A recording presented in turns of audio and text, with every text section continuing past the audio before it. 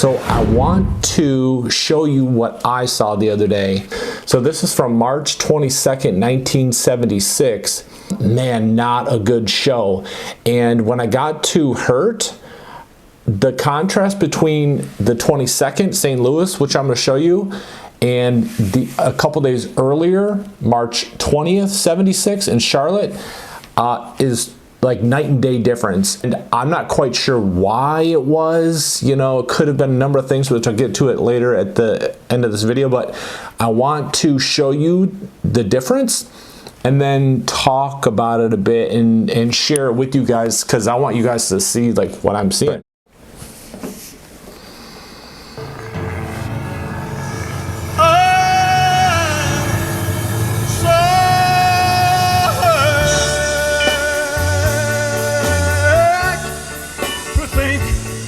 That you lied to me. Watch this right here. I'm hurt way down deep inside of me. Voice is flat.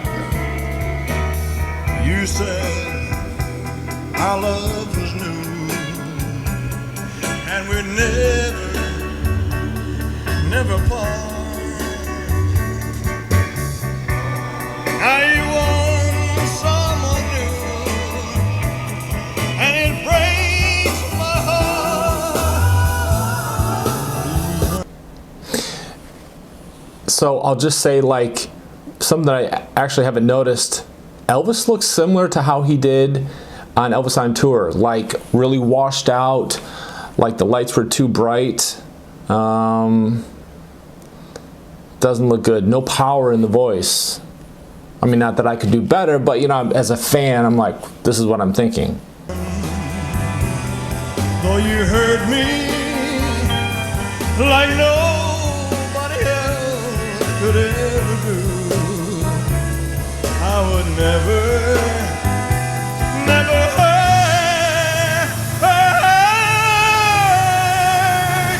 you.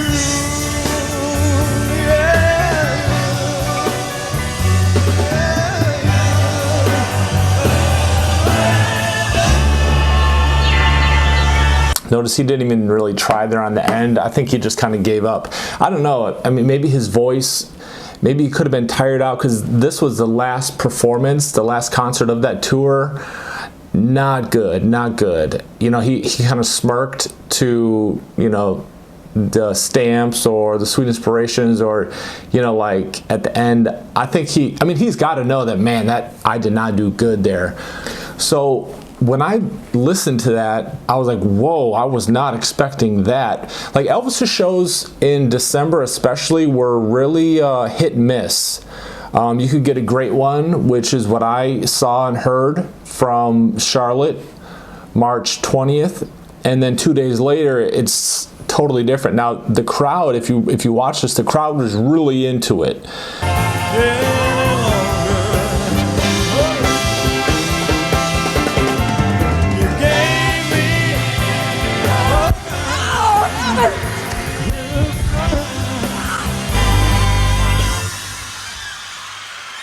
Okay, thank you.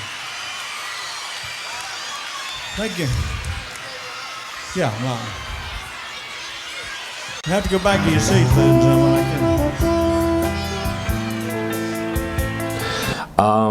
That, you know, that could be a bad thing too, because I was like, hey, the fans don't like it, so I'll just keep coasting.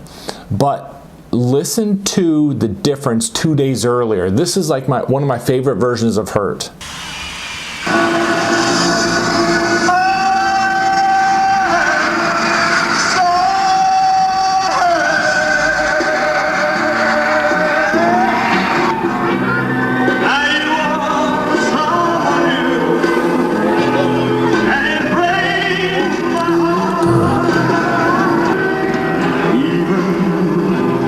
Though you hurt me like nobody else.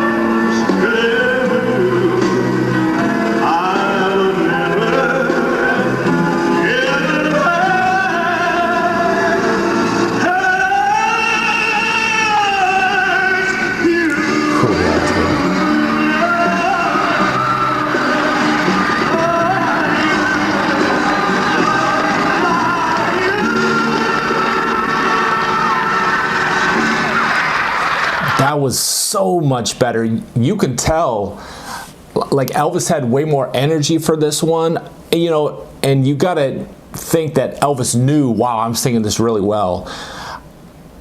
Like, see, not being a performer, you know, not being in Elvis's shoes, it's like, does he expect every time to do a great performance? You know, sometimes maybe his voice isn't there. I'd assume it. You rarely have an off night. You know, like sometimes your voice may crack, but this contrast is totally, it's like a different person, different performer. And I will say I like Larry London's, you know, Ronnie kind of, I don't know the right terms, but Ronnie played the drums very busy. Larry was like straight to the point, a little less. He was more like DJ Fontana. Let me play the ending one more time.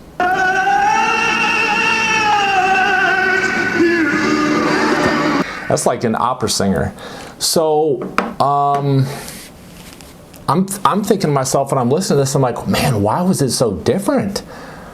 You know, and it's only speculation. It could be that he wasn't obviously in good health. I mean, obviously at that point, like I said, his band just dropped out. So, you know, the mental could have been affecting the physical.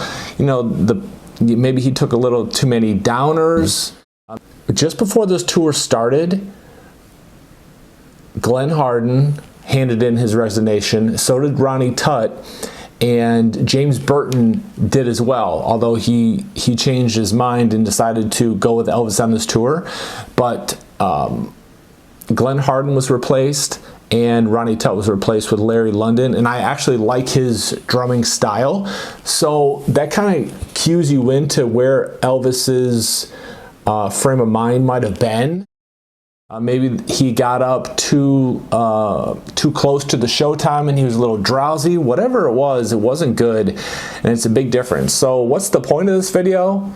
I just like to show you guys what I find interesting, and I like to give my input, you know, as a fan, and I hope you guys find it enjoyable. So some of the weird things when I was like researching this show a bit, I was reading some reviews, and some of these people who left reviews that were at the show, or maybe they weren't at the show but they were just listening, they were like, oh, Elvis gave a soulful performance of Hurt. And I'm like, what performance were you watching? Because that wasn't, you know, that definitely wasn't my thoughts. In Summer, so there was ups and downs in that tour, and then you get to Summer, which is probably the worst tour he ever did. But then October, November, December, he kind of comes back to himself, with December being at the peak of the year. So it's just something to look at, something to watch. Hope you guys enjoyed it. So there are a few highlights from that show that I can leave you with that kind of end this video on a positive note. But leave me your comments in the comment section, and remember, like, you don't have to be overly defensive of Elvis. You don't know what he was like, blah blah blah blah. You don't have to be like that. I love Elvis, but I'm just comparing and contrasting, and want to share my thoughts and what I come across with you guys. So hit the like button, helps grow and expand the channel. Subscribe if you haven't already, and we'll see you in the comments.